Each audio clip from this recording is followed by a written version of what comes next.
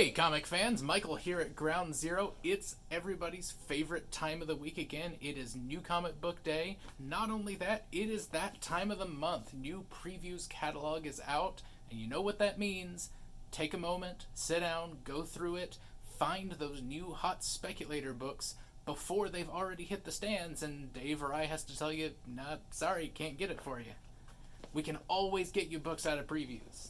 So, with the current climate that's going on these days, it is your best friend. Seriously, take a moment, make use of it. It's a fantastic tool that not enough people actually use. Moving on to some of the books that are coming out this week, we have the much anticipated second issue of Keanu Reeves and Matt Kent and Ron Garney's Berserker, which has already been picked up for a Netflix, I believe, movie, not series. One or the other. It's Netflix.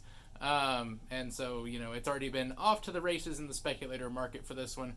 But because Boom wants you to actually, read comics, they are doing a promotion with this issue. If you picked up the first issue and you pick up this issue, and so you have to bring in, they did a coupon, I believe, in some of the covers of the first issue.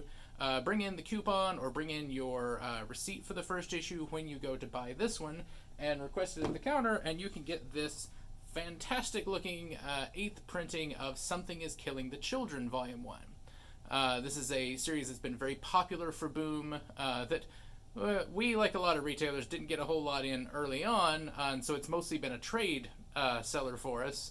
But this will give you a fantastic opportunity to try this book and see if it's something that you want to go forward with. Again, Boom trying to get people to actually read comics. I am all for that.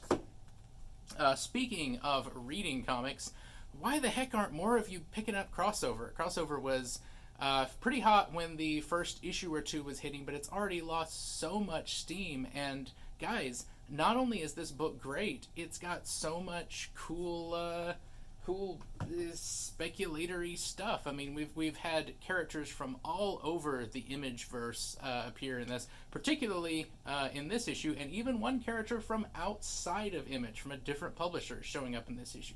There's been so much cool stuff happening in this, plus it's a great story that really is kind of all about the love of comics. Honestly, this book has made me such a Donny Cates fan.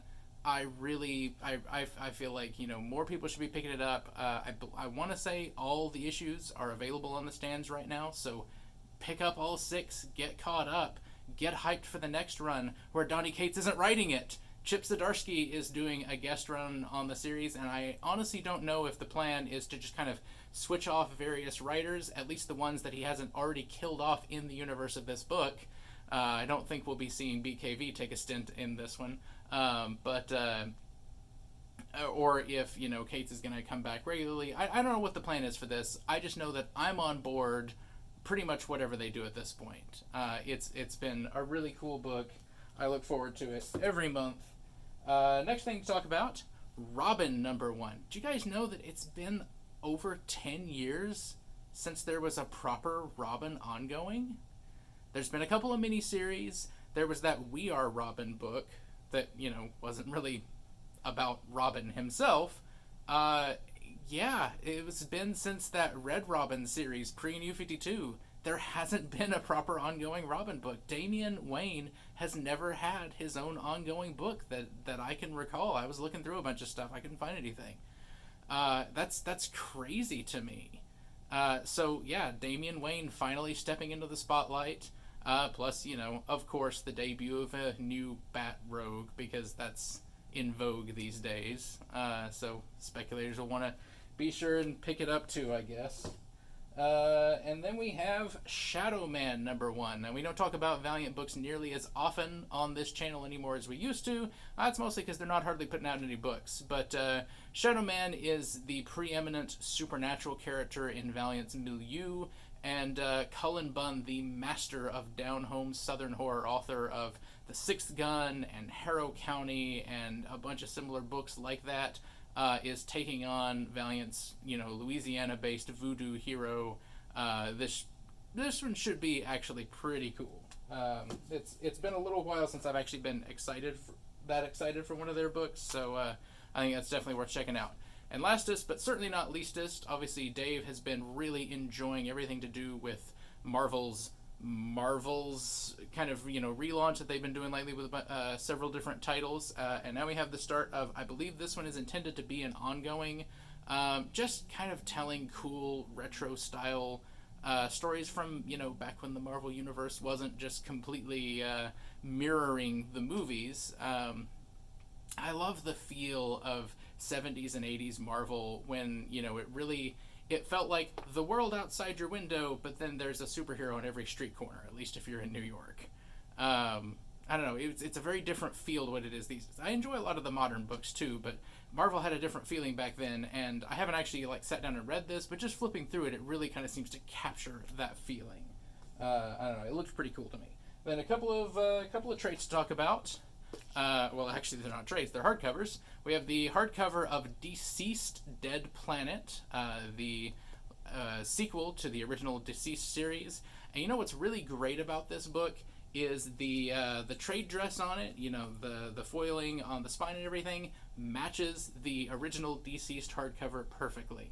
And that's really important to me. Nothing is worse than when you get a cool new book home and you put it on your bookshelf next to the previous one in the series, and it's a little off. It doesn't look right. So I really appreciate it when publishers will actually go to the trouble to make books match up. No, that's definitely not the only thing that's good about that book. Obviously, anybody that's been following the Deceased stuff, they've done some really cool things with the idea of the anti-life and all the zombie DC characters. But that's beside the point. It looks nice on the shelf. And last thing I'm going to talk about this week is the second Reckless book, Friend of the Devil. Ed Brubaker and Sean Phillips are no strangers to anybody who enjoys crime fiction in comics. They are the pretty much undisputed masters of that genre, putting out so many books from Criminal to Kill and Be Killed, or Kill or Be Killed, to Fatale, to I'm blanking out on some of the others, but they've done so many different books at this point. Reckless is a new series that they were trying, that's kind of intended to evoke those old series of pulp novels that they just ground out really quickly. They're getting several out in the first year of these OGNs, all centering around this very pulpy detective character set in the early 80s. I really enjoyed the first one. I've been looking forward to this one coming out. I think it's definitely something that particularly if you've read any Brubaker and Phillips stuff in the past, but even if you just kind of have a passing enjoyment of crime comics, this is going to be one of the best things coming out right now. So highly recommend it. That's going to be all the major stuff for this week. As always, stay safe.